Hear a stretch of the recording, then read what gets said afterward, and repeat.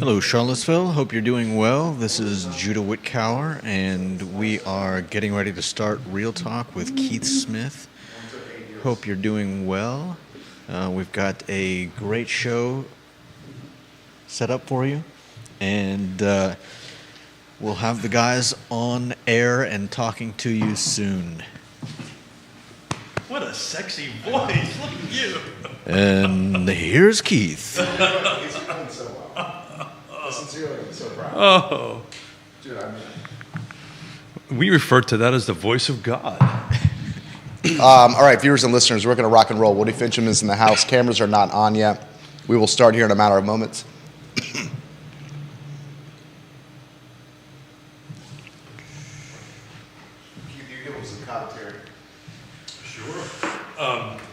So we're excited to have Woody here today because we're going to take a deep dive into the million-plus market. We've gotten this question a couple of times on the show, so we couldn't think of anybody better to go ahead and talk about it, about the million up. So we're going to do that.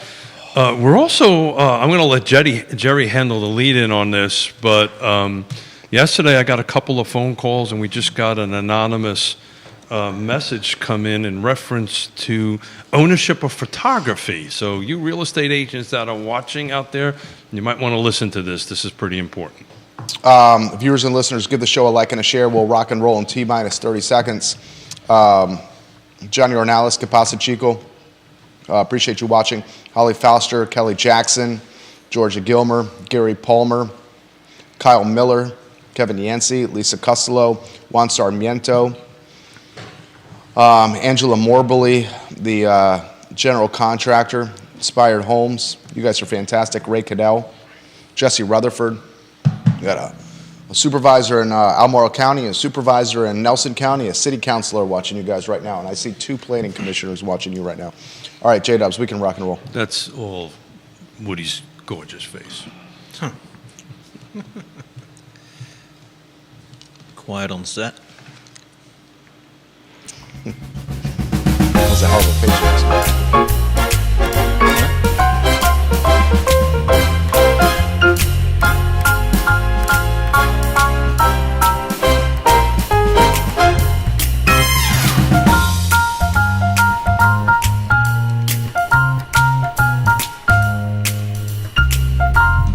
Good Wednesday morning, guys. My name is Jerry Miller, and thank you kindly for joining us on Real Talk with Keith Smith. It's great to connect with you through the I Love Seville Network on a show presented by Yes Realty Partners, a show presented by Woody Fincham and Fincham & Associates.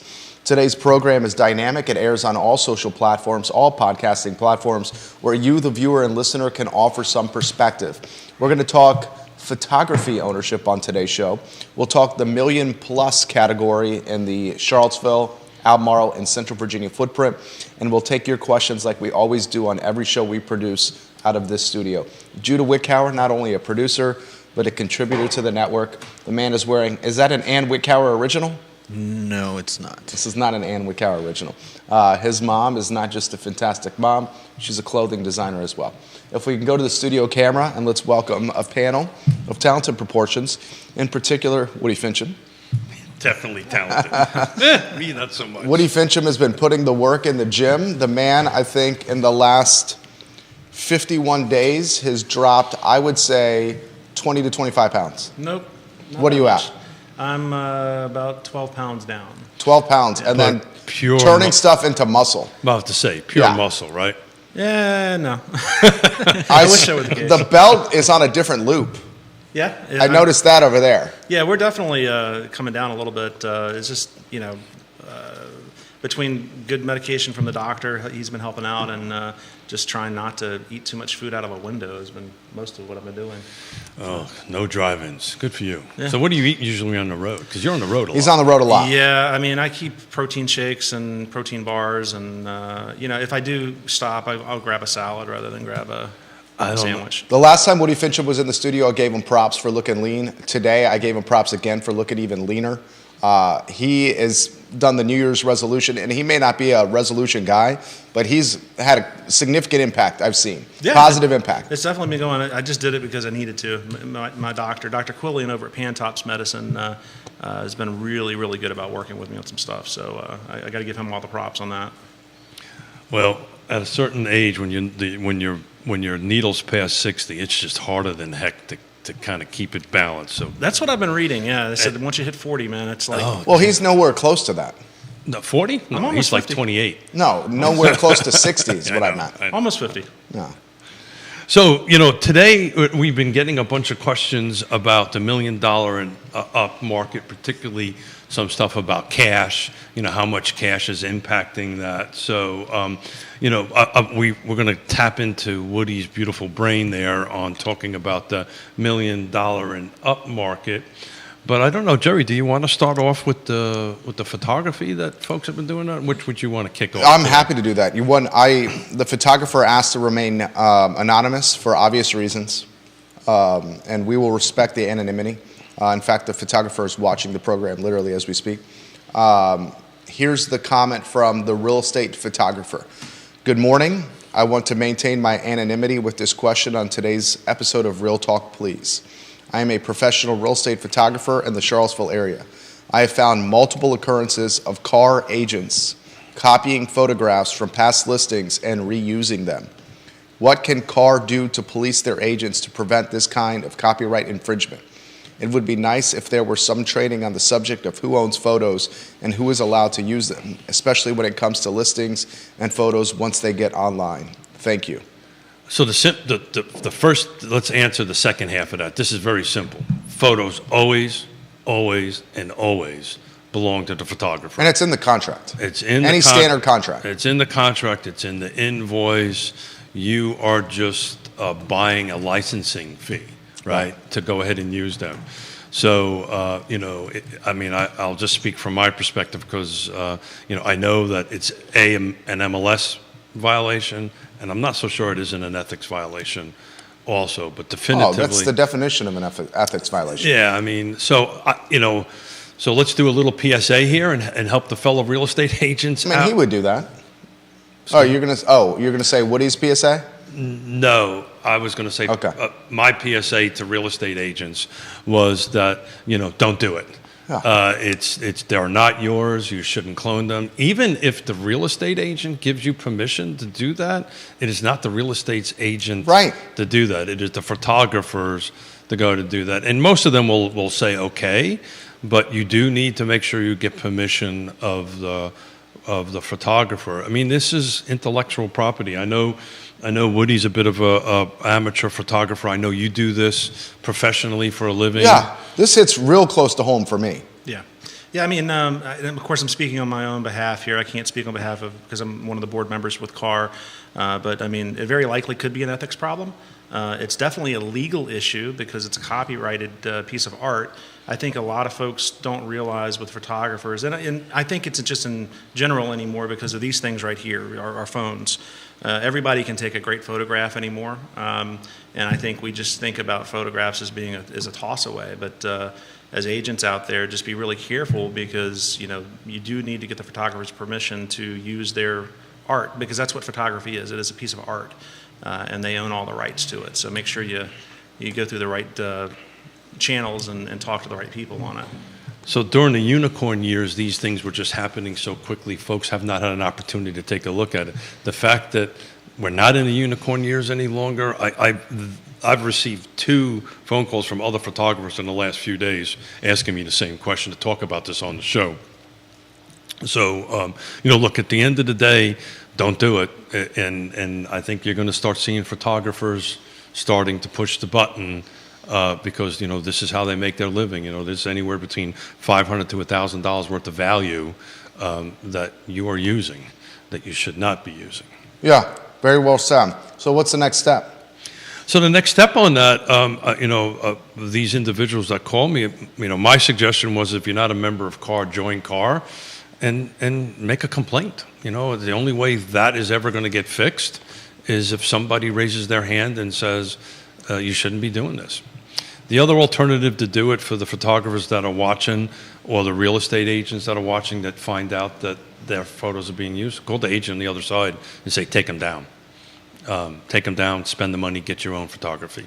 Dean Russell, welcome to the program. Peter Krebs, welcome to the program. Hillary Lewis Murray, Jason Howard, John Snow, thank you kindly for joining us. Chad Wood, thank you for joining us. You have some agents watching us right now, so this is going to resonate with Carr. Tripp Stewart, the real estate investor, welcome to the program. So, some of it, let's just kind of chalk this up that they don't know.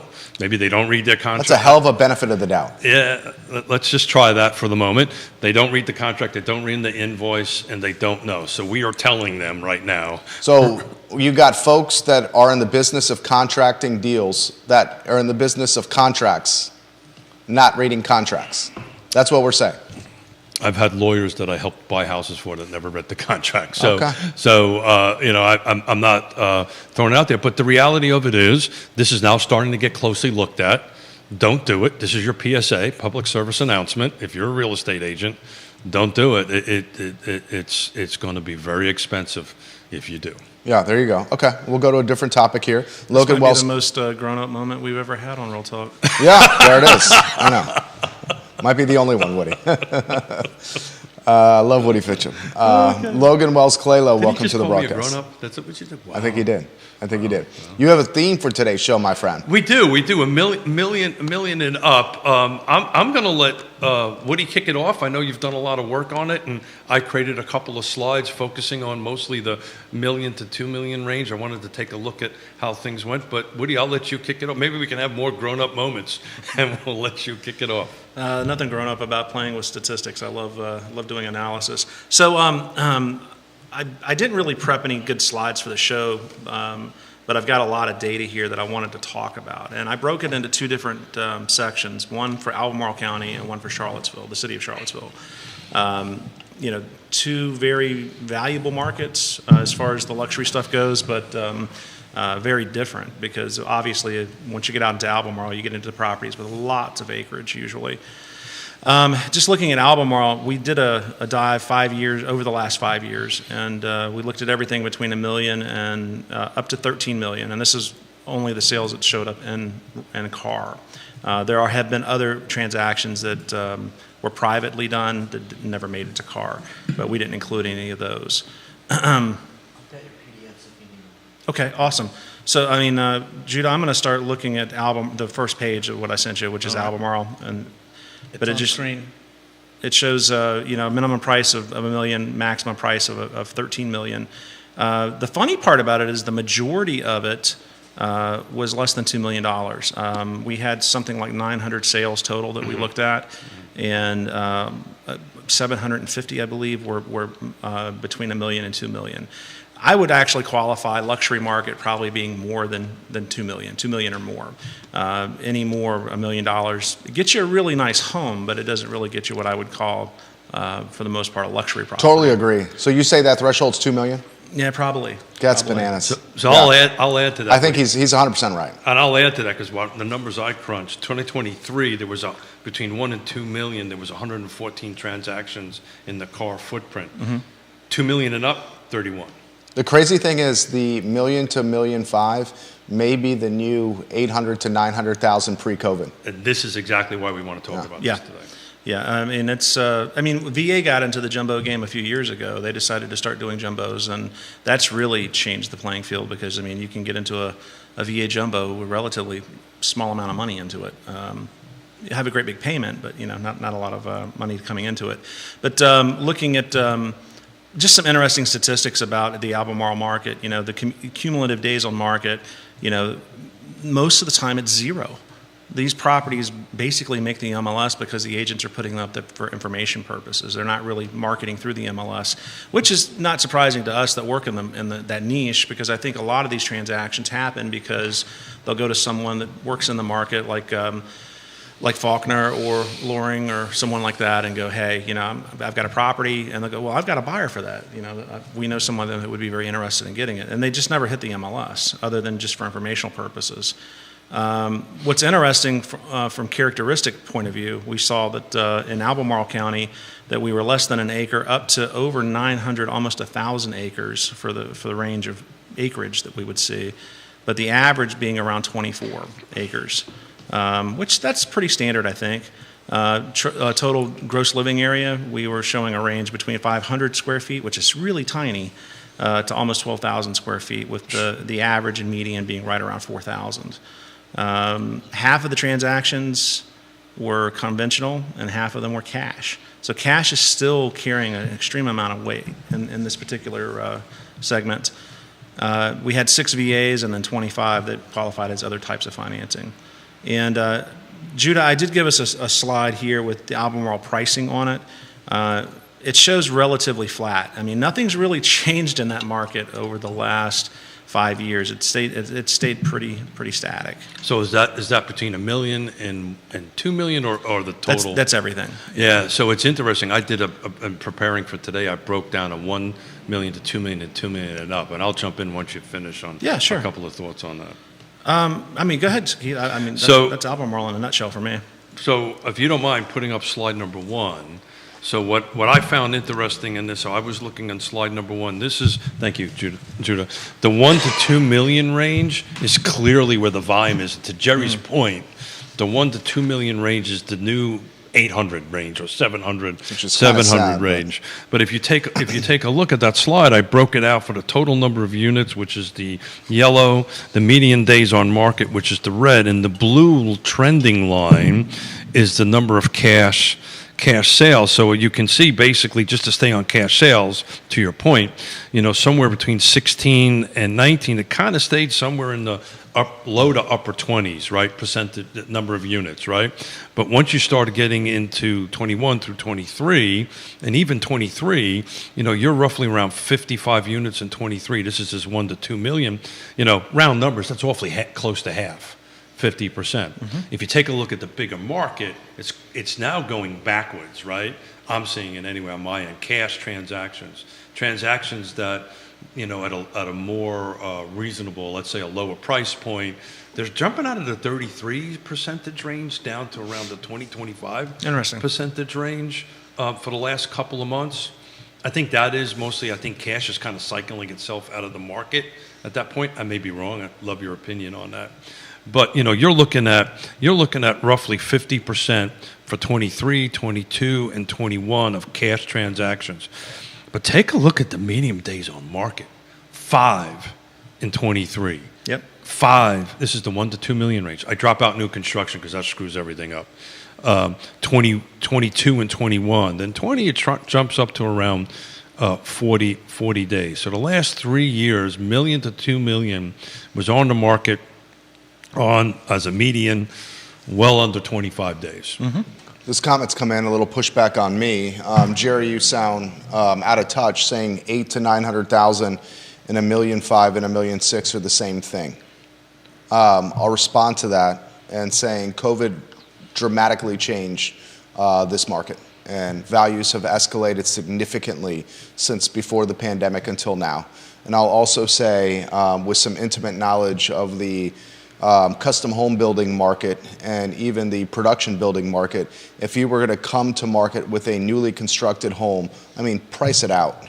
A newly constructed home, if you price out, is going to be 2,500, 3,000 square feet perhaps. It's going to be 2 million, close to 2 million, $1.5 million, $1.6 million. The homes that are selling right now that are in the $1.5 million range are potentially 2x that size, and they have different finishes that you may not be getting today. It's just a completely different market. So absolutely, that's the reason I carved it out. Custom on your lot, you're in 125, 15. That's just at the starting point. That's entry.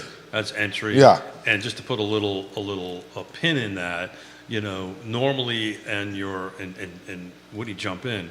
Normally, if I have a piece of land and I have a custom builder, you hired a company I used to own to build it.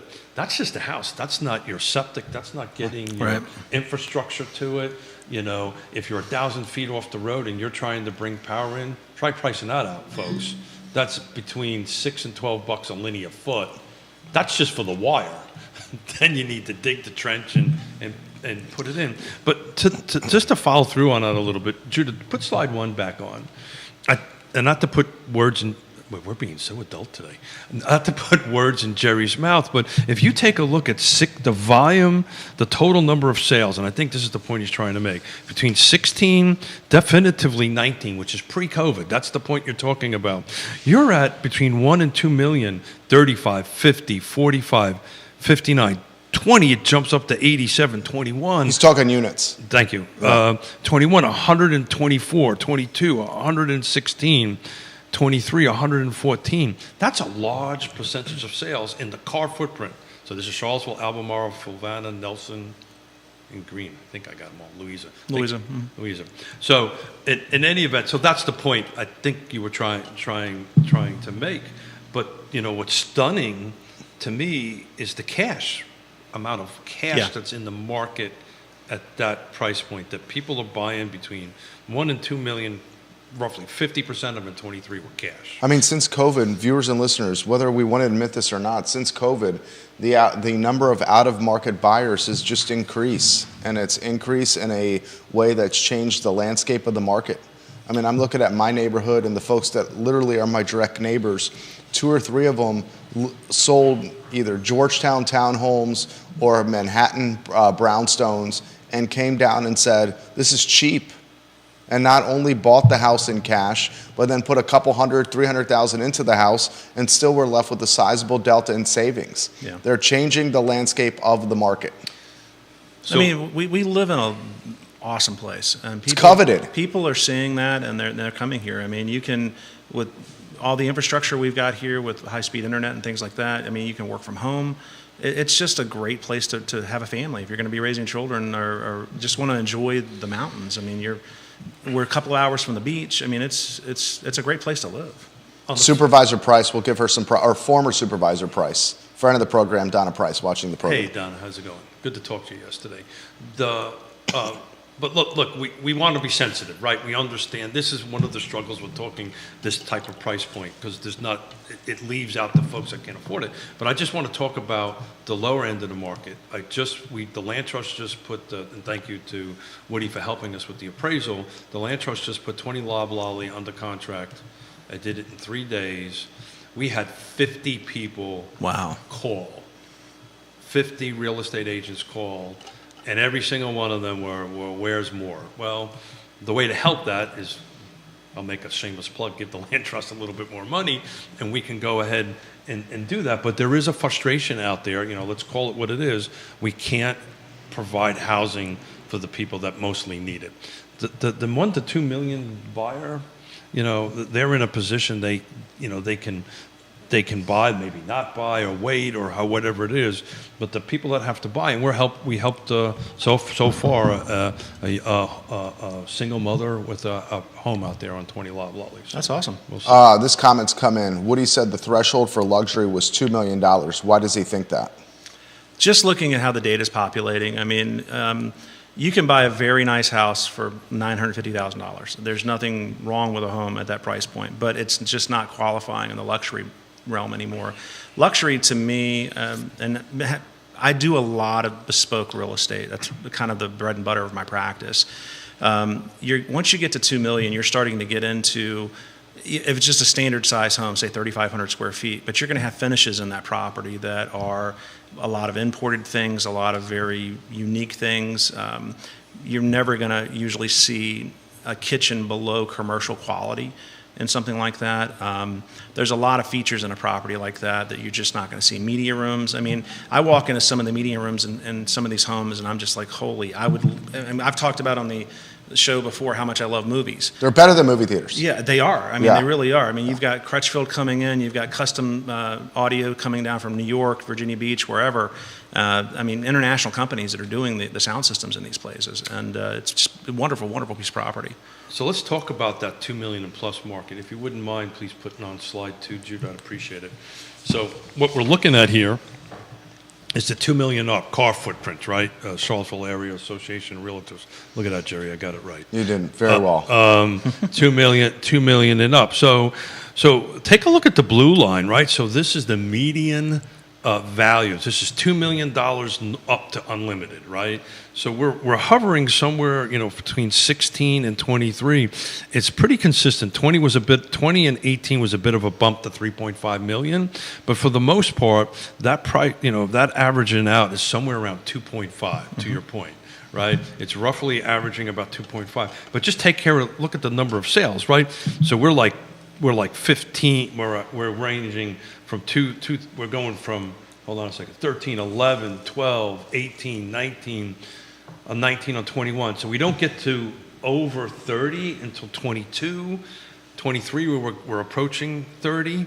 So the volume of units are just super low. And that's the reason I broke it out between $1 million and $2 million, because if that's just a big difference between 114, $1 million to $2 million, and then only 31 for $2 million and up. It tells me that's where the bulk of the market is. This is a great question for Woody and Keith.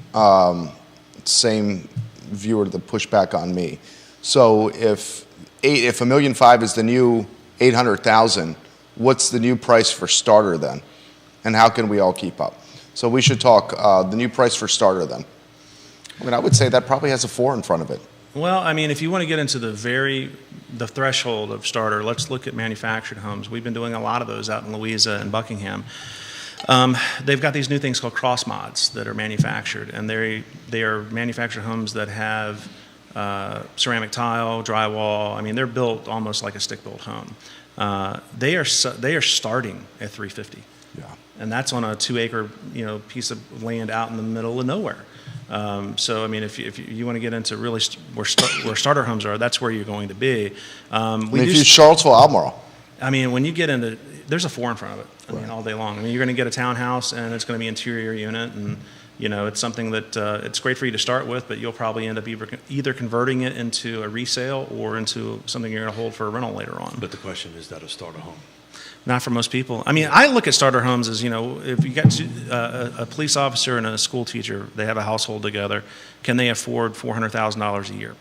Probably not. No. So I can speak. So this is a great topic. I can speak to this a little bit. In order to hit 80% of our area median income, which is at today's rate, mortgage rate, your purchase price is probably somewhere between $225,000 and $250,000. Yeah, that doesn't exist. And it just doesn't exist. And so the short answer to that is starter homes don't exist in our marketplace. The Land Trust is a great model, Habitat, all these different folks, but these are one-offs. These are onesies and twosies. These are not hundreds upon hundreds upon hundreds. And, this is, in my opinion, in order, and get on my soapbox here for a minute, in order for us to fix this crisis, because I think this is a crisis. Definitely. We need to do something similar to what happened after World War II. Right, when they went in, the government kind of stayed out of the way. Levittown went in. All these big developers went in and developed projects. I just read a thing on Inman this morning. It's projected in 2024 the cost of construction to go up another 6%. Wow, that's not cost of materials. That's regulatory expense. Well, I was having this conversation with a mortgage broker yesterday. Rates have gone up again. Yeah. Mm-hmm. I mean, we had a little bit of reprieve following the October high of 2023. October, economists have called the most unaffordable month in American history, October 2023, to purchase a home. Rates were flirting with 8%, values were sky high. Then we saw some reprieve as the speculation was the Fed was going to cut rates. We got below 7, but they're back over 7 again. And the buyers are still there buying homes. Brother, 69 homes just went under contract Yeah, in the last 79 they're still buying 7 days. homes. Yeah, it's not, that 7, it's just what it does, it carves out the people that can't afford it, right? They just can't afford it. But that's the reason why, we're closer to 225, maybe 250. Really, the magic number is 215 with today's interest rates to hit this 80% of area median income. And remember what that number is, right? That's a big number. It's 123,300. And that was the 2022 number. We haven't seen the new numbers yet. The 2023 number will be higher. I'm still baffled that that's higher than Miami. I mean, I would have never thought that. Well, it's a volume thing, right? Sure. It's like us looking at these numbers, right? It's the 2 to 2 million and up, we're only looking at, there's been 9 sales from the beginning of this year to now that are over between 1 and 2 million, and there's like 2 that were over 2 million. So it's a volume thing that changes the percentages, but they have just way more people. Well, I'm going to be a little funny here, maybe a bit of a nerd, but I'm wondering, a soccer nerd, I'm wondering if the Messi and Beckham effect in Miami is going to change that at all. With Messi being there now, I wanted to get tickets to go see him play DC United. Is it 10x the original price? Oh my God, it's ridiculous. I'm not going. You're going? I'm not going. I can't afford So it. we've got Messi and Taylor.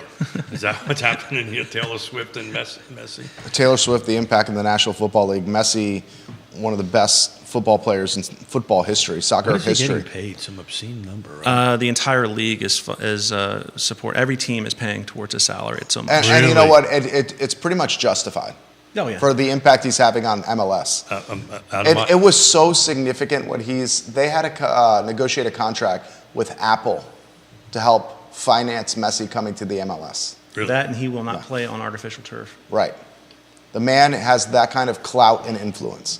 And it has driven return on investment for the MLS and all the clubs in the MLS. Well, it's about time. I mean, soccer's needs to get a boost here. I remember when Pele came when I was a Pele. kid. It's a blast from the past over there, Fincher. Well, what team was he playing in New York? Because I went to go see him. The play. Cosmos. Yeah. Cosmos. I remember that. New York, New I was a Jersey, little Cosmos. guy. I got to go see him. I remember that. Yeah, watch Pele playing. As a kid from New York, we didn't know what the hell this sport was until you watched this guy play, and it was pretty awesome. We also got to watch Willie Mays play. So I'm Steven dating watching the myself. program, to get us back to real estate here, he Sorry. says, then what's the trade-up market after starter home? I'll call it. I'll give some insight here. I think what Steven is alluding to is the move-up market. Yeah. Well, so I think that's been soft for a while, right? That there's a few opportunities at the entry level. There's on the upper level, but what we're talking about move up is you bought a home 5 years ago for $300,000 or $400,000. You got a bunch of equity. Now you're looking to buy. The average property owner in the United States right now has about $300,000 worth of equity sitting in their home. Appreciation, not equity, in their home on it. The average homeowner probably has more equity. From appreciation, he's talking value uptick. And 68% of every loan in the United States has either 50% of their loan paid or for zero, somewhere between 0 and 50%. So there's a large chunk of cash that's out there, which is part of why you're seeing these cash transactions so high. To your point, but the move up is interesting. I mean, I'll take a look at what went under pending while somebody talks, just to talk about what the median sales price was for pending. I mean, the move-up market is. I don't think it's as strong as it has been, just because folks with a 2.9% interest mortgage, they can look at what they can afford to move up into, and they're just like, I really don't. I mean, my wife and I, we paid $230 for a 4.5 Colonial in Lake Monticello. You pay what? $230. It's worth over $450 now. Oh yeah, sure. I mean, Every penny of it. And I've got a rate at 2.9% fixed. Why would I move? Except for life changes. This is what this is all about. There's life changes. I didn't even think if he had life changes, he would get rid of it. Yeah, I mean, I would hold it as a rental if anything. Well, and that just makes the circumstances worse. Right. Right. That's another house that won't be available. There's another house that won't go into inventory. They're not a lot. Hopefully on Friday we're going to have Jim Friedel, who's the planning director for Greene County, and Neil join us. I'm kind of working on that today because we want to talk about where the next series of new construction is going to be. Right. In my opinion, it's Greene County. There's a ton of homes in the pipeline over there, and I kind of wanted to get it from the horse's mouth, per se. But look, the 69 homes that went pending, this is the full car footprint.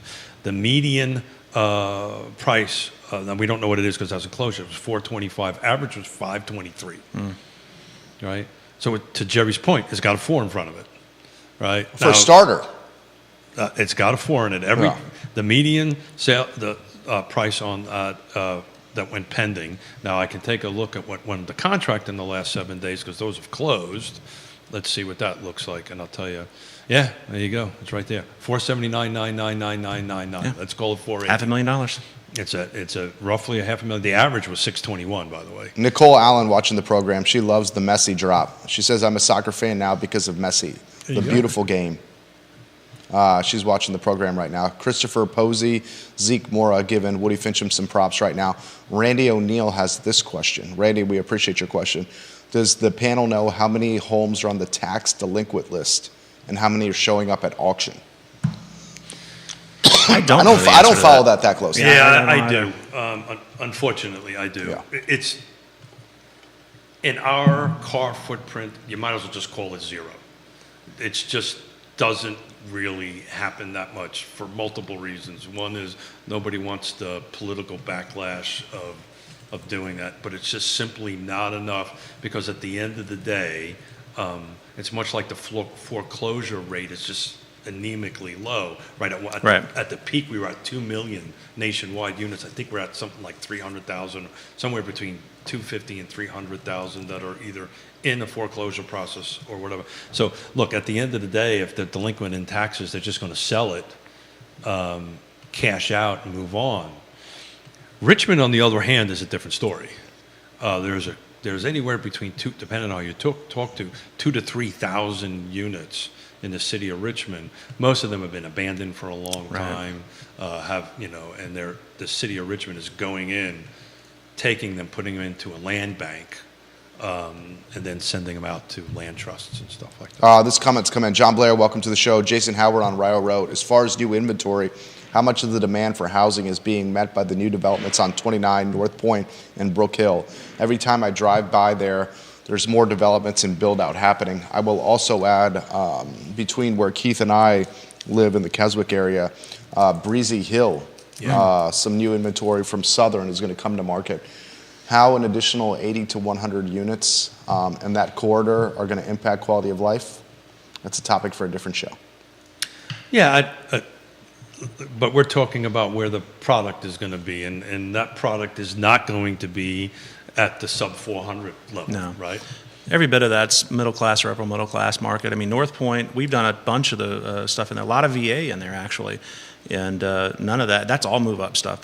None of that's even approaching affordable. So and we can dig I can try to dig the slides out and send them to Judah, but we did a show some weeks ago that focused on the new construction in the area, and we were talking about single-family attached and detached. Attached is making a strong comeback because, to your point, that's where kind of an entry level. We have several clients that have done that.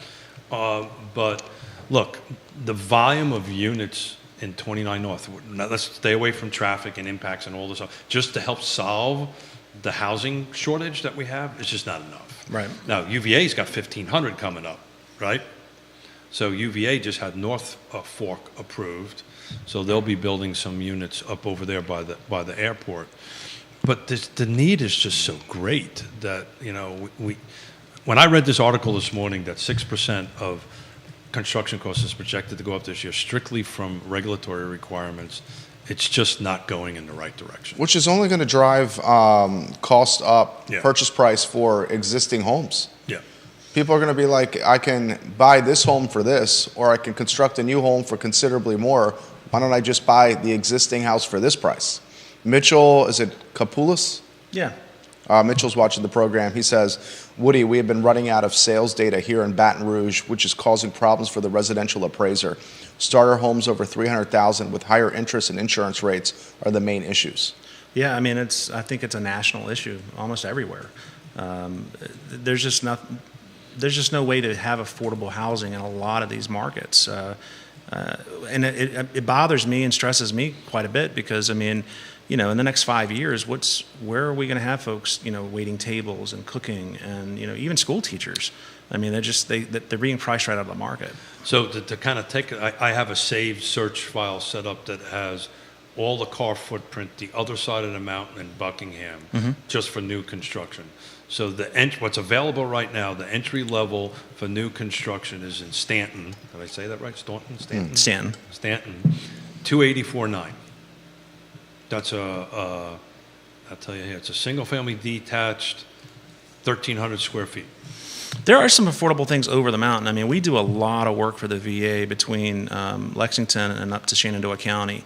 And when you get into Page and you get into Rockbridge and Rockingham and Augusta, they even NVR product over there. I mean, you can get a townhouse, or you could at one point, and I think it was Crymora is where they were building, like 250, 300. So right now in Waynesboro, you can get a townhome for 280. Atlantic Builders is building at 288, 533. But out of 185 available to buy right now, only the first 5 don't have a 3 in them. So the first 5 are between 284 and 299. And those are new construction? This is new construction. So those are likely just base model pricing Sure. that they're going to increase at some point when they go under contract. Sure. And then we start going to 3 and change on that. Comments coming in here. This one, actually, you know what? How about a question from me for Woody, out of curiosity? Sure. Personal curiosity. Does a listing that goes pending in a short period of time, we're talking 48 hours or under, have the same credibility or legitimacy for an appraiser as a home that closed within the last month? So the answer to any appraisal question is it depends, right? We have to qualify the data. If it's gone under, it's not unusual for a property to go under contract that fast. I mean, there's just not enough inventory. So that's kind of the status quo. If something sits on the market for a really long time, I'm looking at that data going, okay, what's going on with it? Is there something they're not putting in the listing? Because, you know, listing agents are trying to sell a piece of property, so they always focus on the positives. They don't necessarily get into the negative stuff. So if something's been on the market for, say, 90 days and everything else is under 10 days, I'm going to start asking questions about that sale. Is there some duress with the sale? Is there some extenuating circumstance with it? But, I mean, I don't really pause when I see something even go under contract in a day because, I mean, we see so many properties doing that right now. It's sort of status quo. So the pending comp has the same credibility in the appraiser's eyes as the closed comp? No. So, and I have to qualify this too. Closed sales are consummated sales. They've happened. We know that that's the actual factual data where it's going to close. On a pending sale, I'm going to call the agents. If I know who the buyer's agent is, I'll give them a ring and say, hey, can you tell me a little bit about it? They're not able to disclose to me, or they're not supposed to, what it's under contract for. Is it the same thing? They're not supposed to use the pictures? I'm sorry. Because you're basically saying with the pending comp, stuff could still happen. Right. Yeah. I mean, it could definitely not close. I mean, things happen. But we do give weight to them. We just don't give as much weight to them. And as the market, if we do a very in-depth market analysis whenever we're appraising anything. And so I can tell you by the day in a particular subdivision how much it's increasing or decreasing or if it's stable. That's awesome. So, I mean, if I've got pending sales that are continuing to support that trend, then I'll give weight to them, but I'm going to give most of my weight to my solds. And we do, even when we're doing our analysis, we also give weight to active listings because it tells us what's going on right now in the market. But all of it's relevant data, but the most important data is going to be the closed sales. Follow-up question for you. I learned from you. I love this. Okay. I absolutely love this. Does the closed comp that's new construction and a closed comp that's existing construction, how do you weigh them with the scales of justice in the appraisal world when you're using that data to value another house that's existing construction? So new construction, most of the time, is within its own competitive niche. You're not usually going to see existing homes competing directly with new homes. There's exceptions to that. Of course, you get into Spring Creek, you'll have some exceptions. Let's look at Glenmore, where you live. The newer sections in Glenmore are different than the existing. I mean, they're just different product all the way around.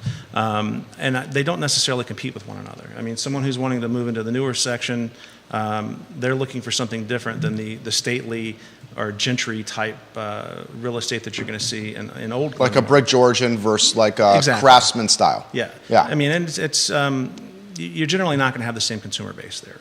Okay, and then Keith, I know you have, I love this guy. I got to follow up for him again here. What is the value of parcel size in the appraisal world? Whatever the market says. So, Okay. I mean, like, again, going back to Glenmore, the size of the lots they're putting the new homes on are much smaller than what you're So seeing much smaller. for the original section.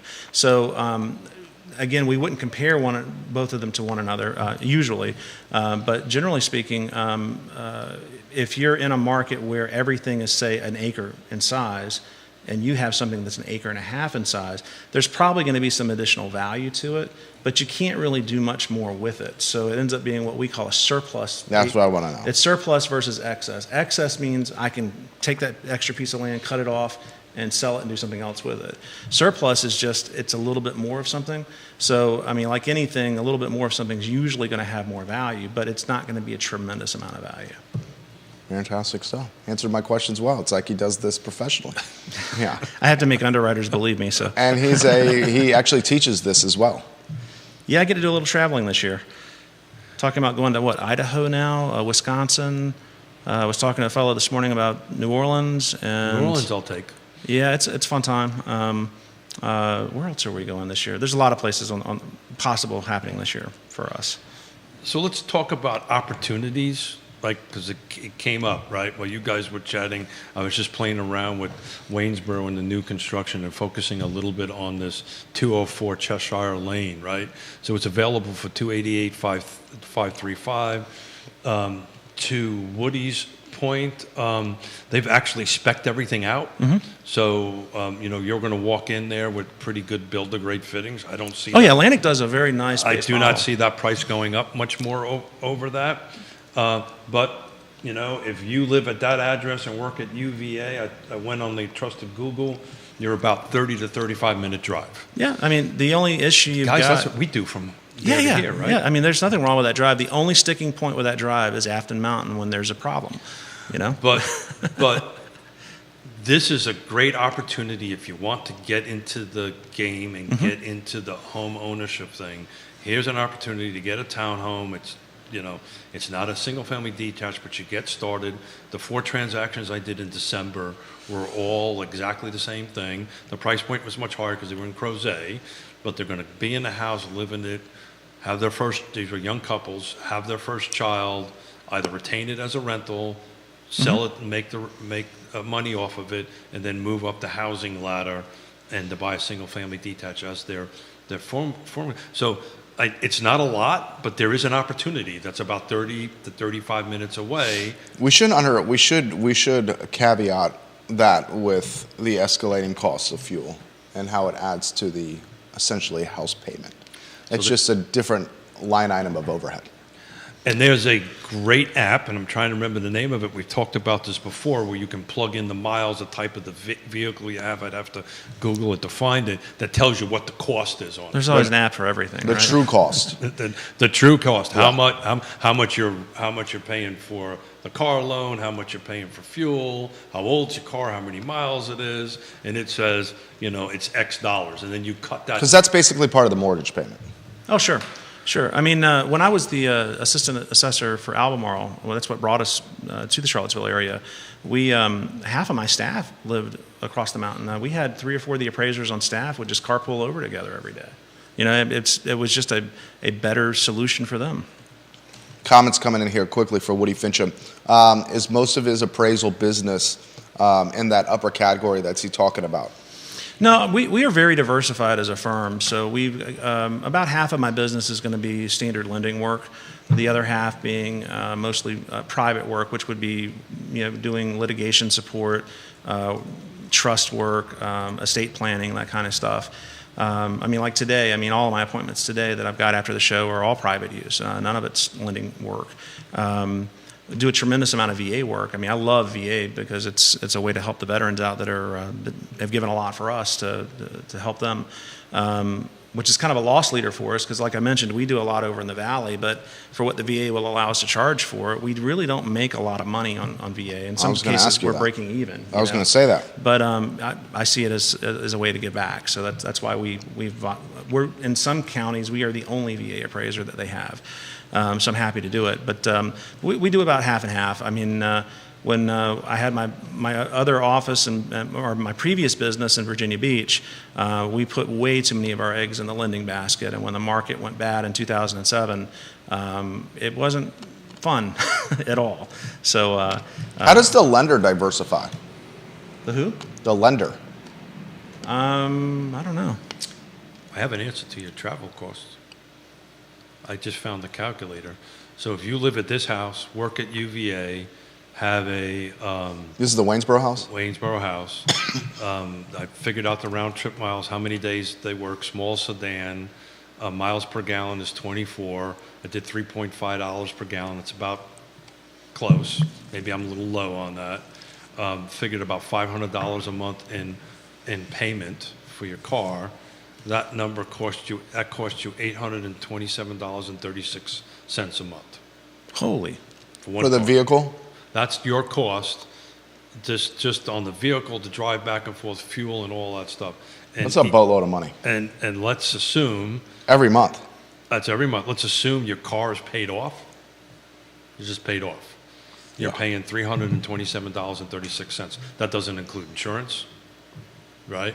That's just your commuting cost of round trip fuel on it.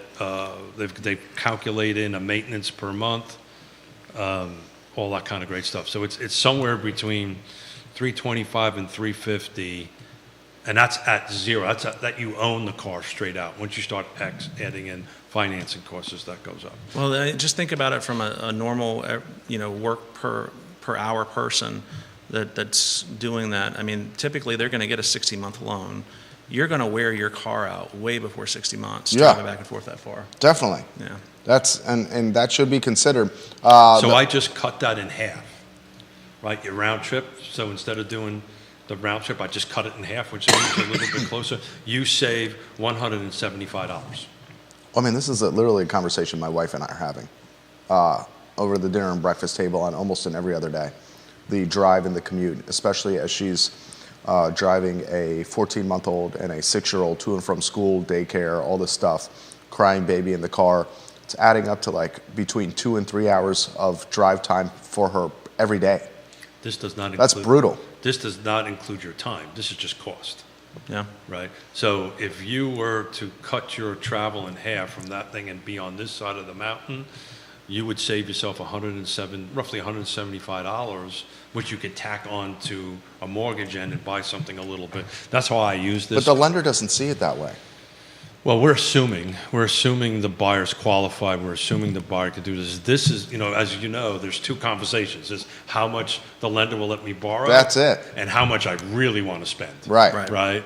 So this is what I really want to spend department. The lender don't look at this. They don't care how many miles you spend in a car. Right. They're going to look at Woody's appraisal. They're going to look at your credit worthiness, and they're going to lend you money. Right. There's three. Other than cash, there's three entities that require a transaction: buyer, seller, and Woody, right? Every transaction requires you, Woody. So this is your cost. Actually, they don't. I know. Which, you should talk about that because most people don't know that. What's it, off-market cash deal between neighbors? Well, no. I mean, even the GSEs, the Fannie, Freddies of the world, they're going to a lot of alternative valuation products now, and they're also waiving appraisals.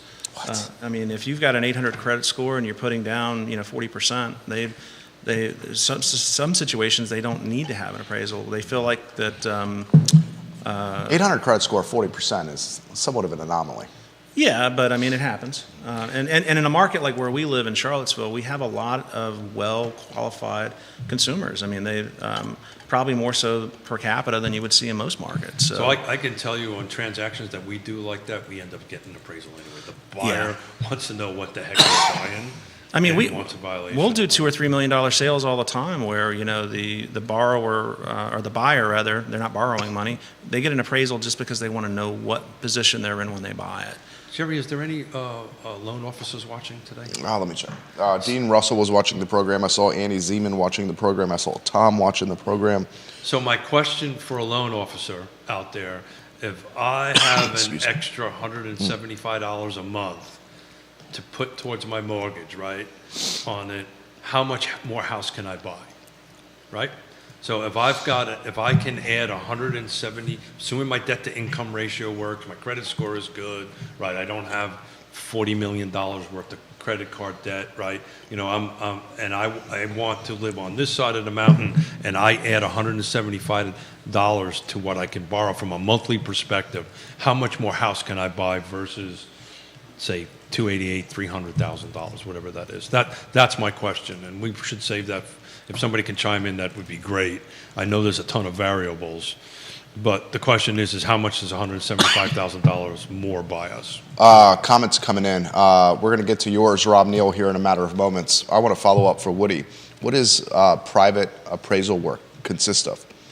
So we'll get phone calls from attorneys that are dealing with partition situations where, heirs to a property or co-owners of a property, one wants to buy the other out, but the other one doesn't want to sell. So that the only way for them to do the sale is to basically go to court and sue one another.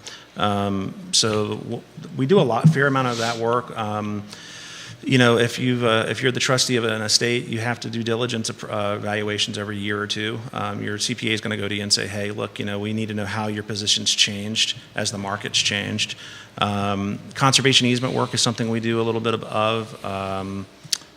Any type of litigation. I mean, we've done cases here locally where someone has decided to put what they call a spite fence up, where it would block someone else's view because they don't like their neighbor.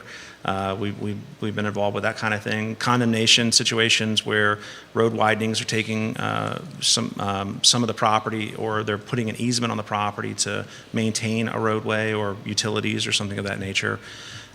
Just all kinds of things, anything you can imagine. Keith, I'm drawing a blank. I know. So I just recently, to talk about this this divorcing thing, right? I just recently did an off-book transaction in Scottsville, part of Albemarle County, where I was called by 3 different attorneys because the brother and sister couldn't agree on the value of the house. Right. And they literally went to court.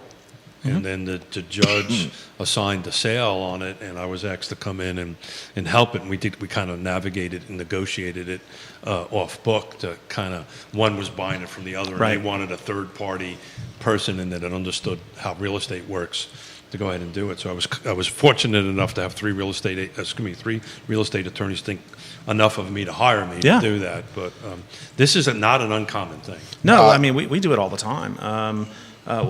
Divorces, of course. You inherit a piece of property because one of your parent has passed away.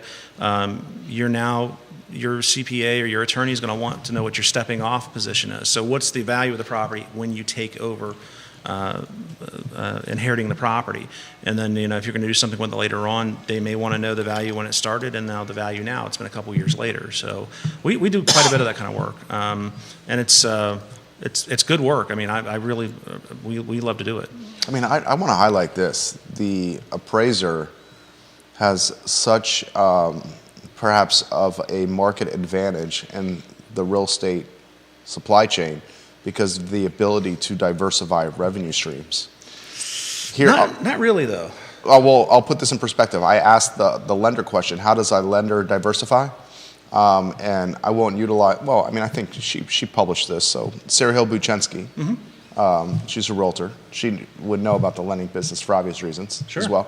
She says the lender diversifies through side jobs, meaning side jobs outside of real estate. That makes sense.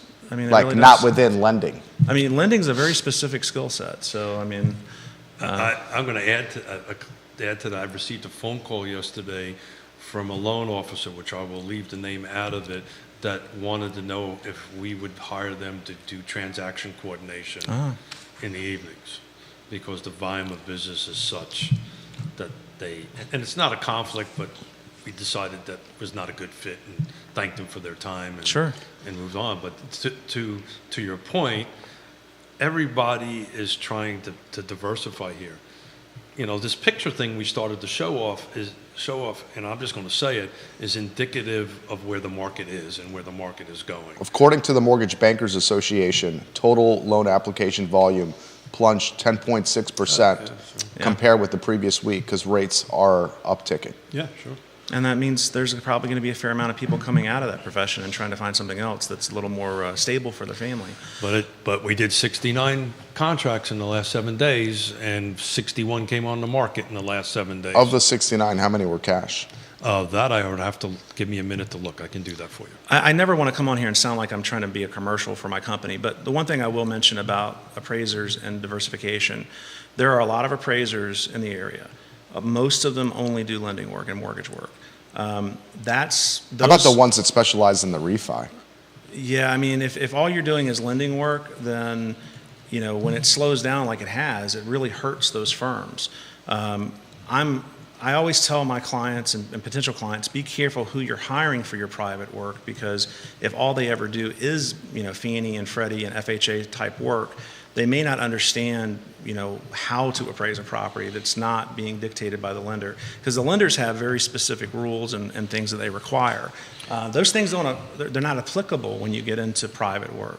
If I'm doing a conservation easement or I'm doing a date of death for an You might want to estate. explain what a conservation easement is. I don't think a lot of folks understand. Yeah, we actually talked about possibly talking about that today, because when you get into the luxury market, conservation easements are pretty common. So a conservation easement is where you have agreed to donate the rights to your property to a third party, like the Virginia Outdoors Foundation or something like that.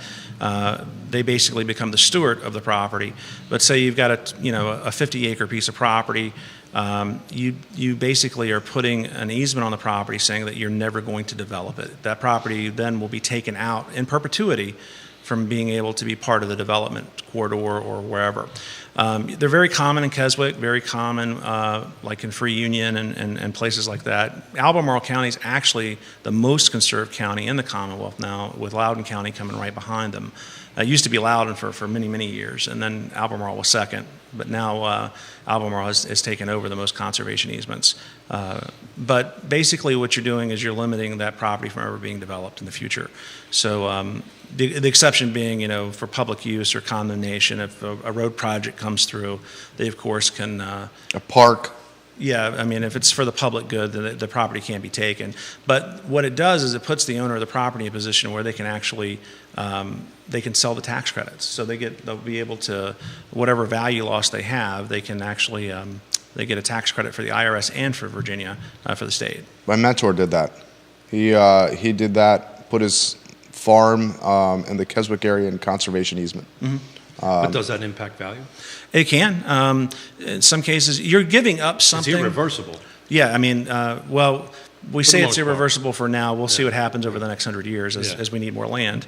Well, but I won't be here, so. yeah, I think that could impact value. Similar category of covenants and restrictions impacting value. So, like we were talking, if you're right, like we're 250 on Ivy Road, there's some property right there that's under conservation easement.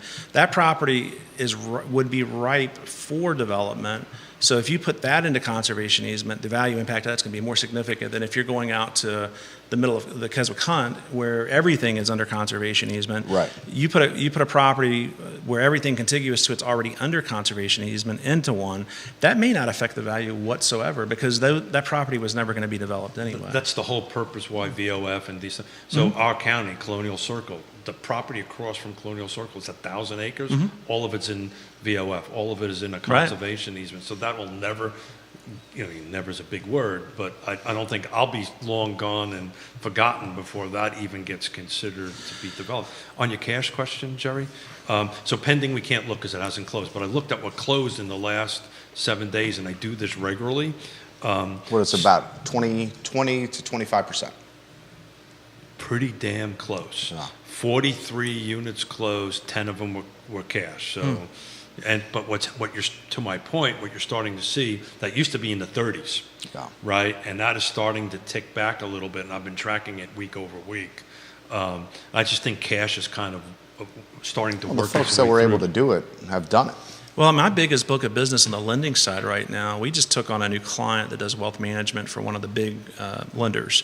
And it's not just bespoke real estate. I mean, they have investment properties that they buy as well. And so they buy a lot of property around the region at $400,000, $500,000, $600,000. That's a big part of our work right now.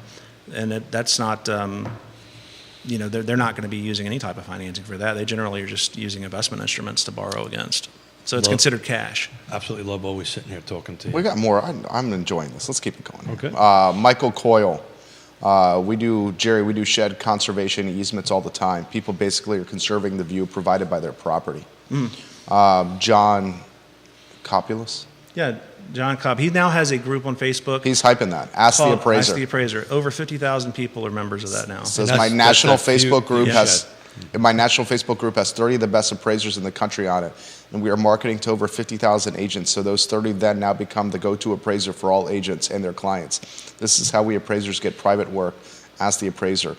Woody is a huge part of our group. He is like the godfather of the group. He's asking that question. Next time I'm up to New York, John, I'll have to take you to Peter Luger's. Woody's page is blowing up right now. The appraisers come out when Woody's watching the program. Jason Howard is asking if we're seeing any upgrades to HVA systems in light of the wildfires that impacted the area. Perhaps I can answer that question. I don't see a significant upgrade to HVA systems tied to those wildfires. No, they get upgraded if they're old. Right. Yeah. That's about it. Right. And anyone that's done that recently, which we have, it's not cheap. Nope. Yeah, we just did one zone of our home that has 2 zones, and it was well over 10 grand just for that one I just one did zone. the Land Trust house, which is 1,300 square feet, and twisted the guy's arm a little bit. It's a guy I've done business with forever. $6,500, brand new HVAC system. Joe Meyer, watching the program, he says, Keith, we need more brokers like you in the real estate world. Oh, thank you. And Keith's down there in the New Orleans area. Not Keith, but Joe, good friend. And if anybody's ever going to go down there and wants to eat well, go call Joe. Joe knows that place. So well. my favorite. Keith will take him up on that. My favorite U.S. city is New Orleans. Yeah. Wow. That is my favorite. It's high praise for NOLA. It's a magical place, that's for You sure. know, where else can you eat really, really well, drink really, really well, and listen to some freaking awesome music? Yep. I mean, I think there's other places you could do that, but No, New Orleans does embody that. I don't know. Austin's a good place as well, but I mean, NOLA Let me- will always have my heart. Let me back up so. for a second. Can you walk around Austin with an open container? I don't know. No. There's a lot of places that do allow that. Unfortunately, Charlottesville is not one of them. I'm not going to go down that road. The Dora. It would be trying to great, throw you a Charlottesville, softball. I know you, if we you could. did but- so well, Keith.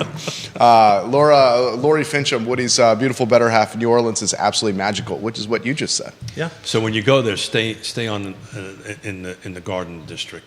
That's We've I love been the there Garden many, District. many times. I took my daughter there this past July to go see Steve Vai in New Orleans, and we had a good time. Actually, Joe and Mitch and those guys took us fishing. Have It was you a ever good done time. the Jazz Festival? Never been. Oh, I would dude. love to go. You need to do that and the Voodoo Festival, which is basically the jazz festival in October. Mardi Gras is kind of, you need to go out on the outside and catch the local. If you ever want to do a real Mardi Gras, go to Lafayette, which Yeah. is in the middle part of the state. That is like the legit Mardi Gras, and it's scary. And I don't mean to offend anybody, but when you It's think scary of, in a good way. when you think of Mardi Gras, you think of New Orleans and beads and all that stuff. Good time. The Cajun Mardi Gras is a whole different thing. Am I allowed to open up my mouth down there? I probably shouldn't. You probably shouldn't. No. I probably shouldn't. Final question for Woody. How accurate are the Zestimates versus actual appraisals? They're pie in the sky for the most part. I mean, they work really well when you get into a homogeneous neighborhood like, say, Forest Lakes or something like that. But when you get into a diverse area where you've got different land sizes and housing styles, they tend to be just watch his estimate on any property that's actively listed, and then it'll give you one number, and then when it goes under contract and that number is disclosed, it always goes to that number for some reason. So it's a little bit of Because the first number was wrong. yeah. That's I mean, why. it's a little bit of a sleight of hand trick with it. Get a trusted advisor. Call up Yep. Woody. Call up any of the real estate agents watching that. Get a trusted advisor. Get a valuation of your home. These guys understand the market, not some app. I've since we started the photography question, I've very rarely I haven't even looked. get on my phone. I've got about a half a dozen agents basically saying they didn't know it. So Oh, my goodness. Come on. It's Yeah. in the contract that they signed. well, No, I always give people the benefit of the doubt. I yeah. mean, So read your contract, guys. they're just, again, with these cell phones being in everybody's hands now, they just don't think about the fact that photographers are doing something it's a piece of art. It's a book of business for them. So Those just be pictures do careful with not it. belong to you. They do not belong to your client. They belong to the photographer. Ask the photographer if you can use them. 9 times out of 10, they'll say, yeah, no Yeah. problem. I'll send you an email. You can use it. Even when you get professional headshots done, the photographer still owns your likeness because it's their photography. But when you're doing $1 million Even your plus, wedding photography. yeah, they'll sell them to you. They and- will sell but you They cost the- a ton of money. Right.